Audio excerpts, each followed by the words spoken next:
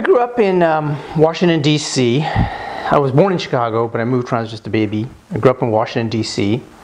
And art was not part of my my formal childhood. I mean, my father was a doctor, my mother was a housewife for a while, then she worked kind of in the city government in Washington, D.C. But my family was always very kind of interested in culture of all sorts. My own personal first memory of art, gosh, I don't even really know what my first memory of art was. By the time I was 12, I mean, I was going to museums frequently. The Smithsonian and the galleries in Washington. We went up to New York, where my parents had been raised, and saw all those museums. So the notion of going to big art museums and art being an important part of life was pretty understood by me.